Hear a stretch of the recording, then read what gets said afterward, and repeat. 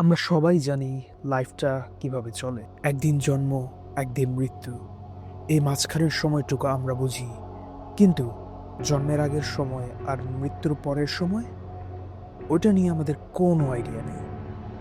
আর এই অজানার কারণে আমাদের এখানে আসার আসল মানে বা ইম্পর্টেন্স কি তা বোঝা খুব কঠিন।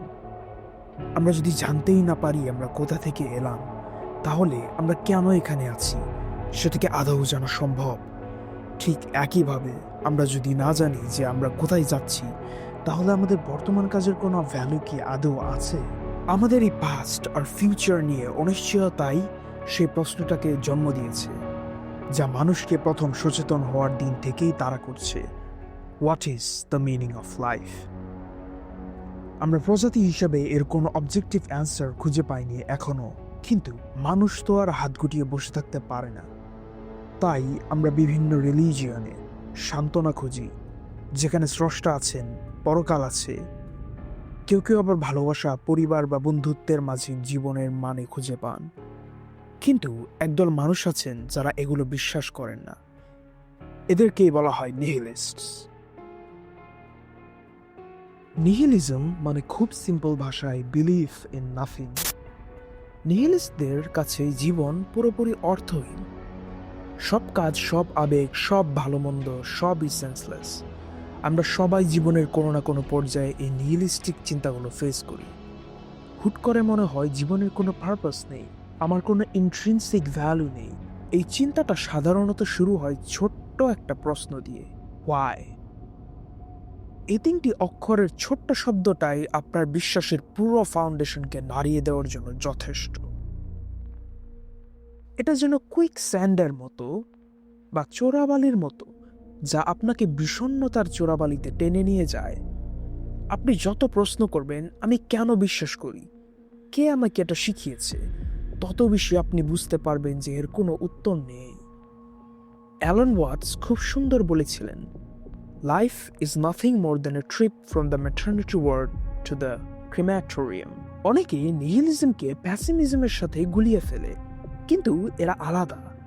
প্যাসিমিস্টরা ভাবে দুনিয়ায় খারাপই বেশি। তারা ভাবে ভালো কিছু আছে, কিন্তু মানুষ সেটা করার ক্ষমতা রাখে না।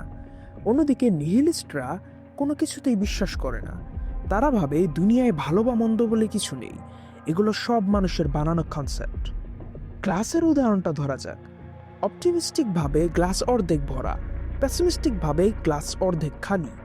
আর নিহিলিস্ট, সে গ্লাসটাই ফেলে দেয়, কারণ তার কাছে গ্লাস পূর্ণ বা খালি থাকাটা পুরোপুরি ইরেভেলেন্ট। নিহিলিজমের আবার অনেক ধরন আছে, পলিটিক্যাল নিহিলিজম, এথিক্যাল নিহিলিজম, আর সবচেয়ে জনপ্রিয় এক্সিস্টেন্সিয়াল নিহিলিজম, অর্থাৎ জীবনের কোনো মানে নেই। ফ্রেডরিক নিশ্চে বলেছেন, গড ইজ ডেড। তিনি আক্ষরিক অর্থে ধর্মের কথা বলেননি, বরং বুঝিয়েছেন মানুষ এখন আর পুরনো ধর্মীয় রুলস মেনে চলছে না। তিনি আক্ষরিক অর্থে ধর্মের কথা বলেননি, বরং বুঝিয়েছেন মানুষ এখন আর পুরনো ধর্মীয় রুলস মেনে চলছে না। নিজেও ভয় পেতেন। তিনি জানতেন সমাজ থেকে পুরনো বিশ্বাসগুলো চলে গেলে যে শূন্যতা তৈরি হবে, তা মানুষকে এক বড় বিপদের দিকে ঠেলে দিতে পারে, যেমনটা আমরা ইতিহাসের বিভিন্ন ধ্বংসাত্মক সময় দেখেছি। এখনকার সোশ্যাল মিডিয়ার যুগে তাকালে মনে হয় আমরা হয়তো আবার সেই নিহিলিজমের দিকেই যাচ্ছি। কোনো কিছুই এখন আর ধ্রুব সত্য নয়। যে যার মতো নিজের নিয়ম তৈরি করছে, কেউ কারোর সাথে একমত হতে পারছে না, কারণ সবাই এখন জিজ্ঞাসা করে, কেন আমি তোমার কথা শুনব? শেক্সপিয়ারের কথায় জীবন হলো এক মূর্খের গল্প, যা শব্দ আর ক্রোধে পূর্ণ, কিন্তু এর কোনো সিগনিফিকেন্স নেই। তো জীবন যদি সত্যিই অর্থহীন হয়, তাহলে কি আমরা বিষণ্ণ হয়ে বসে থাকব, নাকি এর উল্টোটা করব? খারাপ পরিস্থিতির সাথে লড়াই করার চেয়ে জীবনটাকে উপভোগ করাই কি বুদ্ধিমানের কাজ নয়? গ্লাসটা অর্ধেক খালি না ভরা সেটা না ভেবে সরাসরি কল থেকে পানি খেয়ে তৃপ্ত হওয়াটাই হয়তো বেস্ট সলিউশন।